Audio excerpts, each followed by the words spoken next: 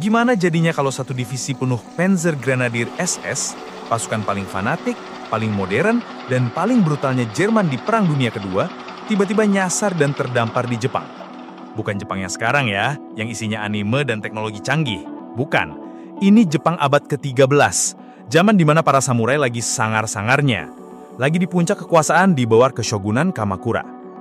Jadi, di satu sudut, kita punya pasukan SS dengan tank Panzer IV, senapan mesin MG42 yang bisa muntahin 20 peluru per detik, dan ideologi supremasi rasial yang mendarah daging di kepala mereka. Di sudut lain, 6.000 samurai dan ashigaru dengan zirah warna-warni mereka yang ikonik, kode Bushido, dan penguasaan medan perang lokal yang gak ada tandingannya.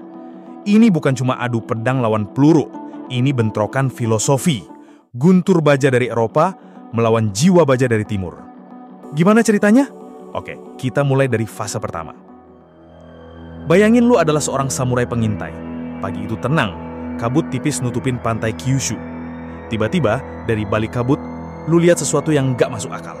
Bukan kapal bajak laut dari Korea, bukan pasukan musuh yang lu kenal, tapi monster-monster dari besi.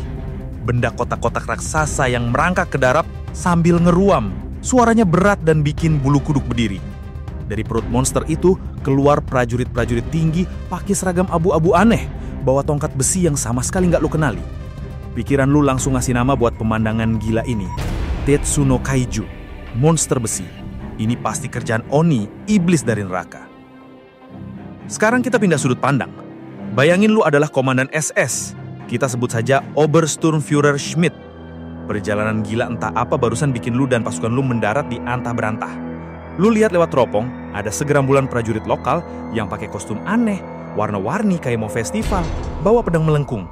Bagi lu yang udah ngerasain ganasnya front timur, ini mah kayak anak-anak main perang-perangan.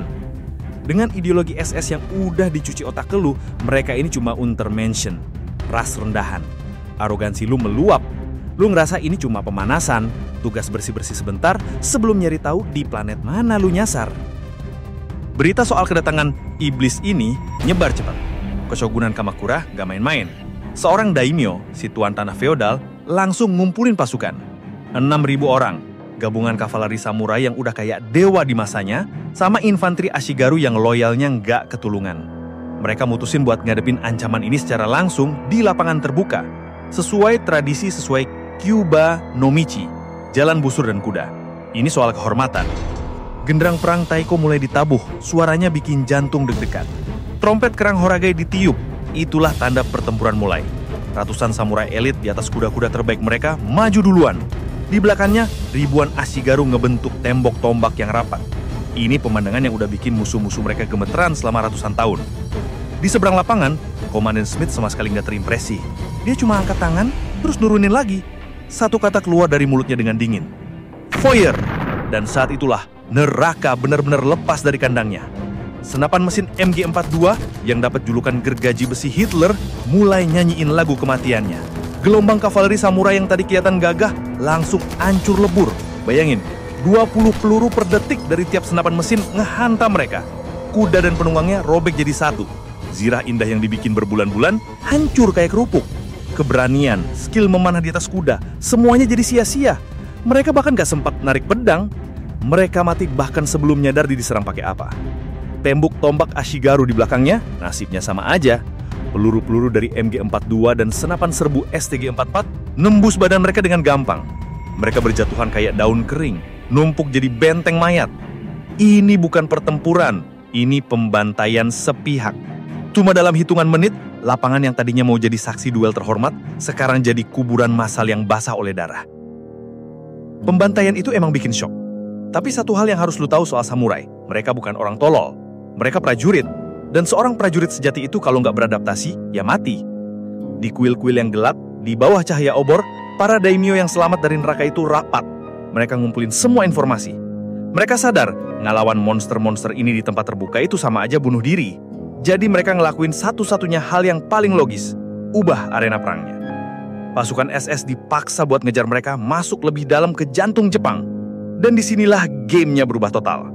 Jalanan Eropa yang lebar, yang enak buat tank, nggak ada di sini. Yang ada, jalan setapak di tengah hutan lebat, jalanan berlumpur, pegunungan terjal, dan desa-desa padat yang gangnya sempit banget. Keunggulan teknologi SS mulai tumpul di sini. Satu unit tank Panzer IV yang tadinya jadi raja di lapangan, sekarang malah jadi beban. Nyangkut di lumpur, susah belok di gang sempit, tiba-tiba dari atas pohon atau atap rumah, kendi-kendi isi minyak dilempar ke bagian mesinnya. Pas kru tank panik dan coba keluar, sebilah taci udah nunggu di luar. Monster besi itu jadi peti mati berjalan. Patroli SS yang biasa jalan dengan percaya diri, sekarang jalannya nengok kiri kanan. Hutan yang tadinya cuma pemandangan, sekarang jadi sumber teror. Di desa, mereka ngerasa lebih nggak aman lagi. Pintu kertas yang kelihatannya rapih bisa tiba-tiba sobek dan sebatang tombak nusuk-rusuk salah satu dari mereka. Meskipun udah babak belur di perang gerila, tapi jangan salah. Kalau soal pertempuran frontal, daya tembak SS tetap nggak ada lawan.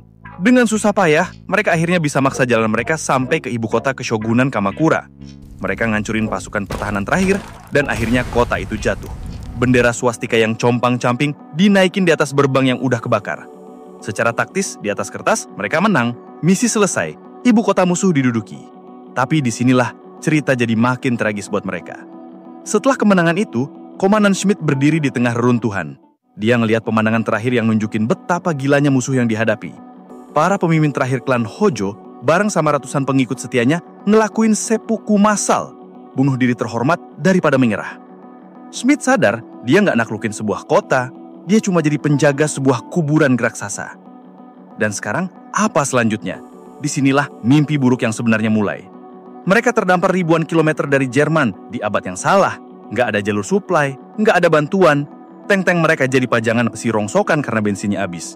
Senapan mesin mereka diem, karena peluru adalah barang paling mewah di dunia sekarang. Tiap ada senjata yang rusak, ya udah jadi sampah.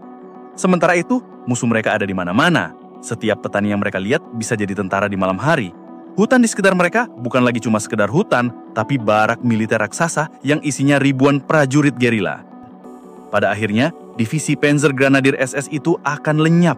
Satu persatu prajurit dari ras unggul itu bakal tumbang.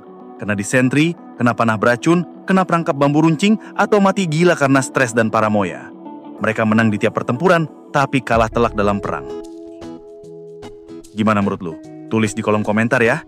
Jangan lupa like, share, dan subscribe Kopral Gondrong biar lu nggak ketinggalan update terbaru dari gue.